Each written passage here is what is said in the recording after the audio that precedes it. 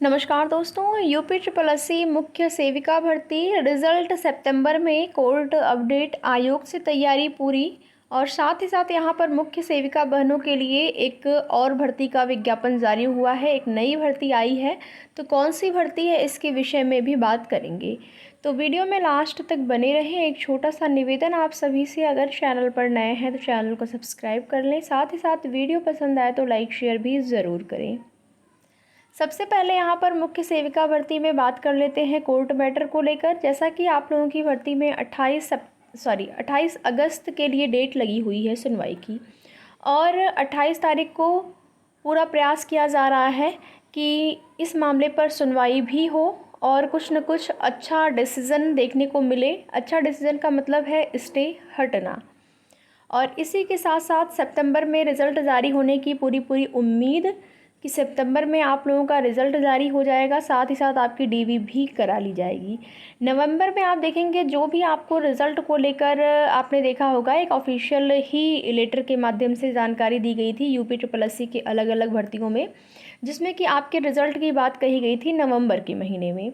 तो वो आपका फाइनल रिज़ल्ट जो है नवंबर के महीने में जारी होने की संभावना है। अब आप लोगों की भर्ती में ज़्यादा डिले नहीं होगा, जो उम्मीद है, जो संभावनाएं बन रही हैं, आयोग से सब कुछ पॉजिटिव है। जो भी जानकारी मिली है अभी तक की, कि जो रिज़ल्ट है उस पर कार्य लगभग कंप्लीट हो चुका है। अब केवल और केवल स्टे हटने की देरी है। जैसे ही स्टे हटेगा, आयोग से आप लोगों की भर्ती में किसी भी तरह का डिले नहीं होने वाला है। और उम्मीद है कि सितंबर के महीने में, आप मिड सितंबर तो नहीं कह सकते हैं, हाँ लास्ट सितंबर तक आपका परिणाम जारी हो जाए और अक्टूबर में आपकी डीवी की डेट भी लग सकती है। क्योंकि जो मुख्य सेविका बहनों की जो आपका विभाग है, आईसीडीएस विभाग, वहाँ पर काफ़ी कमी है, कर्मचारियों की कमी है। और जैसा कि आप देखेंगे, अभी 1 या 2 दिन के पहले न्यूज़पेपर के माध्यम से वहाँ पर एक निर्देश भी जारी हुआ था, कर्मचारियों की नियुक्ति जल्द से जल्द की जाए। जो भी कार्यकर्ताएं हैं या जो भी कर्मचारी हैं उनकी नियुक्ति को लेकर। तो यहाँ से पॉजिटिव ये देखने को मिला है कि कोर्ट में भी डेट लग चुकी है कंफर्म, और साथ ही साथ निर्देश भी जारी हुआ है कर्मचारियों की जल्द से जल्द नियुक्ति को लेकर। तो वहाँ से आप मान के चलिए कि 75% जो उम्मीदें हैं वो बढ़ गई हैं। जो कि पहले बिल्कुल निराशा थी आप लोगों के मन में कि कब तक भर्ती पूरी होगी, लेकिन जो है अब उम्मीद की किरण दिखी है। तो उम्मीद आप लोग बनाए रखिए। बाकी प्रयास जारी है और ये जारी रहेगा जब तक कि मैटर पूरी तरह से फाइनल नहीं हो जाता है और स्टे नहीं हट जाता है। तब तक इसी प्रकार से मुख्य सेविका बहनें जो हैं उनका प्रयास जारी रहेगा। अब आते हैं यहाँ पर एक नई वैकेंसी आई हुई है। और मुख्य सेविका बहनें, आप सभी को पता है कि जितनी पोस्ट है, फाइनल जो सिलेक्शन है 2600 प्लस पोस्ट है आपकी, 2600 के आसपास, तो उतने ही बहनों का होगा। बाकी लोगों को तो बाहर होना ही है। तो कुछ न कुछ, जैसे अगर आप संविदा पे कहीं कार्यरत हैं या फिर कोई और आप जॉब कर रहे हैं, तो सभी लोग आजकल कुछ न कुछ करते रहते हैं। यहाँ पर एक आउटसोर्सिंग के माध्यम से ही बात करेंगे भर्ती को लेकर, जिसमें कि जो योग्यता है, जो एलिजिबिलिटी आपको यहाँ पर मांगी गई है। मान लीजिए आपका स्थायी जॉब है, यहाँ पर पीईटी आपकी योग्यता, मेन पीईटी भी थी, और साथ ही साथ ग्रेजुएशन में सब्जेक्ट विशेष विषय। तो वहीं यहाँ पर बहुत सारी मुख्य सेविका बहनें होंगी जिनका चयन नहीं हो पाता है। वो यहाँ पर इस भर्ती के लिए जो है वो योग्य होंगी, या फिर कहें कि इसमें आवेदन कर सकती हैं बिना परीक्षा के, बिना एग्ज़ाम के। इसमें जो है आपको जॉब मिलने वाली है। देखेंगे पूरा नोटिफिकेशन, तो वीडियो में लास्ट तक बने रहिएगा। एक छोटा सा निवेदन आप सभी से, अगर चैनल पर नए हैं तो चैनल को सब्सक्राइब कर लें। वीडियो पसंद आए तो लाइक शेयर भी ज़रूर करें। तो यहाँ पर आप सभी देख सकते हैं, महानिदेशक स्कूल शिक्षा एवं राज्य परियोजना निदेशक कार्यालय, समग्र शिक्षा विद्या भवन, निशातगंज, लखनऊ। और देखेंगे सेवा में जिला बेसिक शिक्षा अधिकारी समस्त जनपद उत्तर प्रदेश, और प्री प्राइमरी के लिए ये आप यहाँ पर डेट भी देख सकते हैं, कल की डेट का है।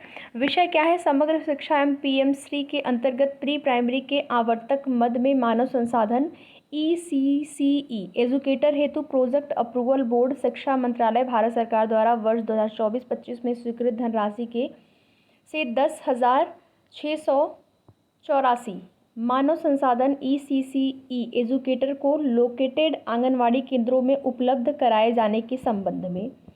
और इसमें आप पूरा एक बार पढ़िएगा, और जिसमें कि देखेंगे पूरा नोटिफिकेशन आप पढ़ेंगे तभी आपको सारी चीज़ें क्लियर हो पाएंगी। आवर्तक मद के अंतर्गत 10,684 विद्यालयों में संचालित को लोकेटेड आंगनवाड़ी केंद्रों में मानव संसाधन ECCA एग्जीक्यूटर उपलब्ध कराए जाने हेतु विस्तृत दिशा निर्देश निर्गत किए गए हैं। उक्त के क्रम में प्रदेश के समस्त 75 जनपद में 10,684 विद्यालयों के परिसर में अवस्थित आंगनवाड़ी केंद्र जनपदवार सूची संलग्न हेतु प्रति केंद्र एक ECC एग्जीक्यूटर संविदा पर आउटसोर्सिंग के माध्यम से मानदेय रुपया 10,313 प्रति माह के आधार पर 1 वर्ष हेतु रखा जाना है। और उक्त पर चयन हेतु निम्नवत अर्हताएं जो है यहाँ पर दी गई हैं। 10,313 जो है वो आपकी सैलरी होगी प्रति माह, और ये आपका जो है 1 साल के लिए आपको आउटसोर्सिंग के माध्यम से रखा जा रहा है। पदों की संख्या 10,684 प्रत्येक परिसर में रखे जाने हैं। एक ECC एजुकेटर जो कि संविदा पर रखे जाएंगे।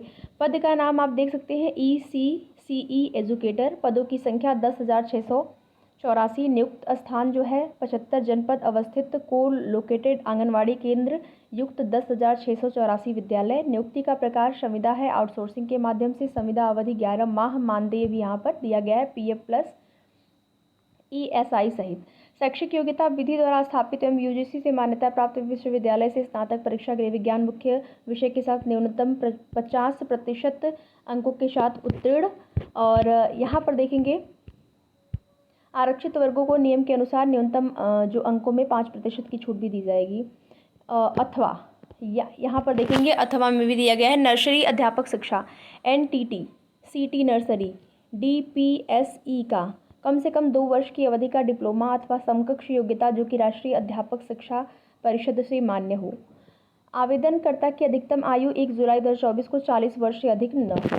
ECC एजुकेटर्स का कार्य एवं दायित्व तो आप देख सकते हैं। आयु वर्ग 3 से 6 वर्ष के बच्चों को औपचारिक शिक्षा हेतु तैयार करना। आयु वर्ग 3 से 6 वर्ष के बच्चों के भौतिक, मानसिक, सामाजिक, संवेगात्मक एवं अकादमिक विकास हेतु वातावरण सृजन एवं आंगनवाड़ी कार्यकर्ती को उक्त की संप्राप्ति में सहयोग प्रदान करना। आयु वर्ग 5 से 6 वर्ष के बच्चों पर विशेष ध्यान देते हुए निपुण भारत मिशन के अंतर्गत निर्धारित अधिगम स्तर की संप्राप्ति को सुनिश्चित करना। बच्चों के संज्ञानात्मक विकास हेतु रंग, आकार, ध्वनि, वस्तु, वातावरण यथा पेड़ पौधे, पक्षी, जानवर आदि संबंधित गतिविधियों का प्रयोग करना।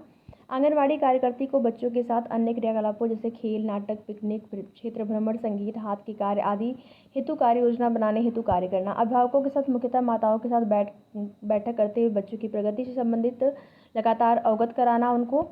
बच्चों के पृष्ठभूमि विकास आदि के इंडिकेटर से संबंधित चाइल्ड प्रोफाइल तैयार करना एवं उसके माध्यम से बच्चों के विकास के लक्ष्यों को प्राप्त करना। आंगनवाड़ी कार्यकर्ती के साथ मिलकर आयु 3 से 6 वर्ष की बच्चों हेतु गुणवत्तापरक सीखने का अवसर बनाना और गतिविधियों को सीखने को मुख्य आधार बनाकर कार्य करना। शिक्षा विभाग द्वारा आयोजित विभिन्न बैठक, प्रशिक्षण आदि में समय समय पर प्रतिभाग करना। ECCE एजुकेटर विद्यालय के प्रधानाध्यापक को नियंत्रणाधीन उनके मार्गदर्शन में कार्य करेंगे। प्रधानाध्यापक का यह दायित्व होगा कि संबंधित कर्मी को ECCE से संबंधित कार्यों में लगाया जाए। फलस्वरूप आंगनवाड़ी केंद्रों में नामांकित बच्चों के साथ उपरोक्त के अनुसार दिए गए कार्य को करना संबंधित कर्मी द्वारा अनिवार्यता से किया जाएगा, जिसका अनुश्रवण प्रधानाध्यापक द्वारा किया जाएगा। संबंधित कर्मी की कार्यविधि और विद्यालय समय सारणी के अनुसार निर्धारित की जाएगी। कार्यावधि जो है वो अभी निर्धारित नहीं की गई है। जनपद स्तर पर जिलाधिकारी की अध्यक्षता में निम्नोक्त समिति गठित की जाएगी। यहाँ पर कुछ निर्देश सामान्य दिए गए हैं, आप सभी देख सकते हैं। पूरा का पूरा नोटिफिकेशन आप एक बार पढ़ेंगे और आगे आप यहाँ पर देखेंगे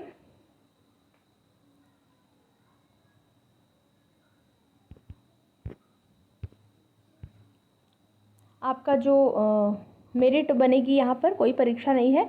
सेवा प्रदाता द्वारा उपलब्ध कराई गई अभ्यर्थियों की सूची मेरिट के आधार पर उक्त समिति द्वारा तैयार की जाएगी। मेरिट सूची हाई स्कूल, इंटर, स्नातक और DPSE NTT एवं संबंधित डिप्लोमा शैक्षिक योग्यता हेतु निर्धारित अर्हता के आधार पर उनके प्राप्तांकों की प्रतिशत के योग के औसत के आधार पर प्रत्येक जनपद मेरिट सूची अवरोही क्रम में तैयार की जाएगी। तो इस प्रकार से जो है आपकी मेरिट लिस्ट यहाँ पर तैयार होगी। विद्यालय चयन हेतु काउंसलिंग यहाँ पर इस प्रकार तैयार मेरिट लिस्ट में क्रम संख्या 1 पर अंकित अभ्यर्थी के सम्मुख जनपद के उन सभी चयनित विद्यालयों की सूची जिसमें तैनाती की जानी है चयन हेतु प्रस्तुत किया जाएगा। संबंधित अभ्यर्थी द्वारा विद्यालय चयन करने के पश्चात वह विद्यालय सूची में लॉक करते हुए अगले अभ्यर्थी के सम्मुख अवशेष विद्यालयों की सूची प्रस्तुत करते हुए विद्यालय का चयन कराया जाएगा। इस प्रकार से विद्यालय का भी चयन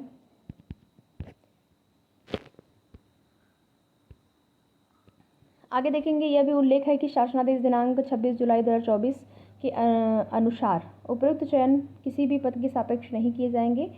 चयन के उपरांत तैनात किए जाने वाले अभ्यर्थी की सूचना राज्य परियोजना कार्यालय को उपलब्ध कराए जाने के उपरांत अभ्यर्थियों के मानदेय के भुगतान हेतु धनराशि की वह सीमा निर्धारित की जाएगी।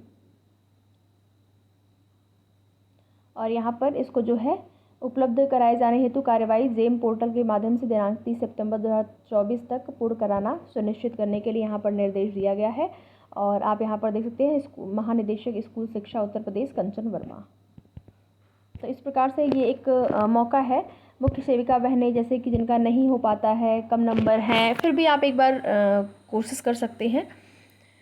बाकी आगे की जो भी जैसी भी सूचना होगी आप सभी को उसकी जानकारी समय समय पर चैनल के माध्यम से दी जाएगी। अपनी तैयारी भी आप करते रहिए। साथ ही साथ अगर आप कुछ करना चाहते हैं जॉब वगैरह तो यहाँ पर भी आप कर सकते हैं, क्योंकि जो योग्यता है गृह विज्ञान विषय आपका स्नातक में मांगा गया है। आप सभी बहनों के पास ये चीज़ें हैं तो फिर आप इसके लिए एलिजिबल हैं। तो वीडियो में लास्ट तक बने रहने के लिए आप सभी का बहुत बहुत धन्यवाद।